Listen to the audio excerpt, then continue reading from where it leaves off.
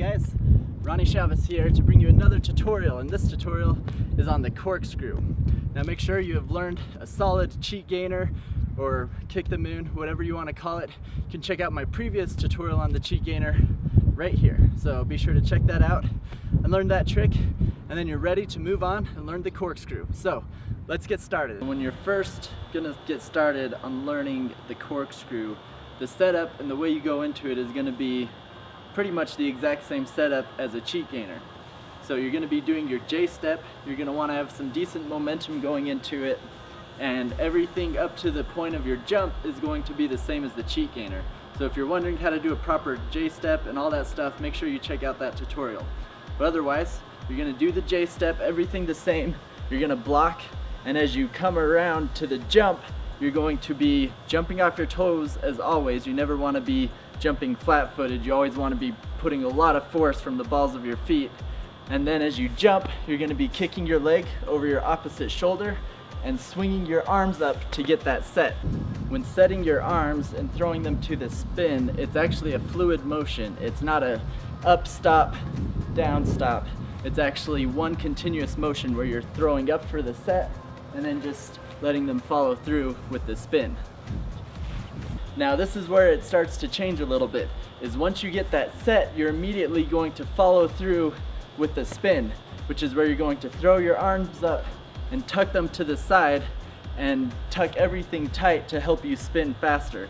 So you kick, and at the same time you're getting ready to go into the spin, you're actually looking over your shoulder. So you can even spot the ground for a little bit as you're jumping.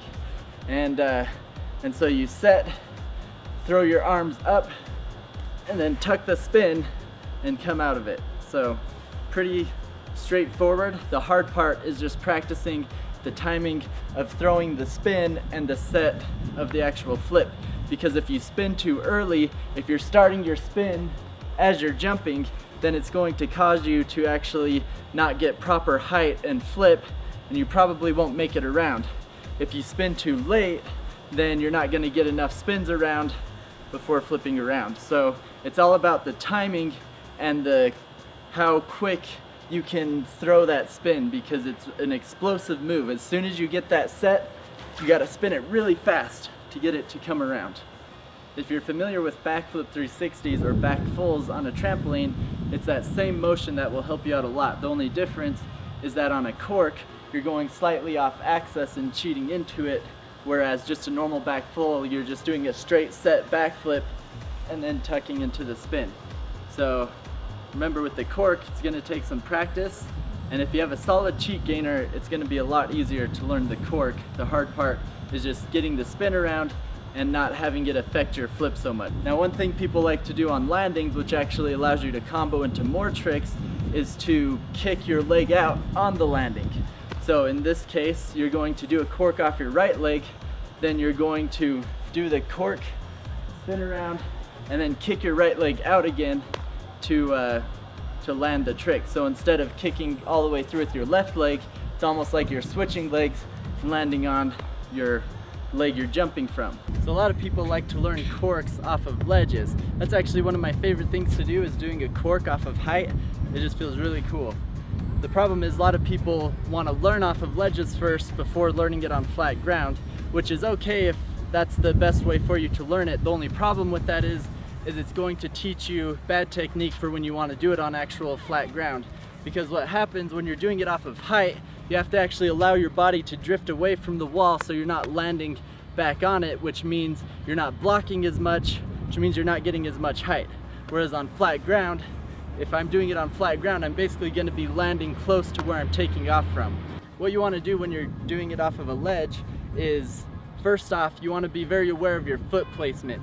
Because you're not just going straight into it like a front flip, you're still doing the J step. It can still be dangerous and a little bit risky for, if you're not careful, for your foot to miss and for you to go off like that, or if you're hitting too early and say only my heel is on the ledge I'm jumping off of, then I'm not going to be getting very good jump, and I've bailed corks pretty bad doing that. So make sure you're jumping off of your toes and you're very precise on where you're taking off.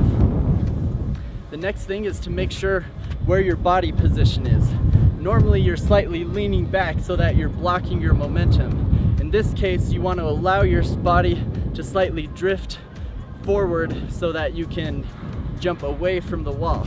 So as I plant, and as I'm going into the trick, I'm going to start drifting away as I get my set and go into the spin.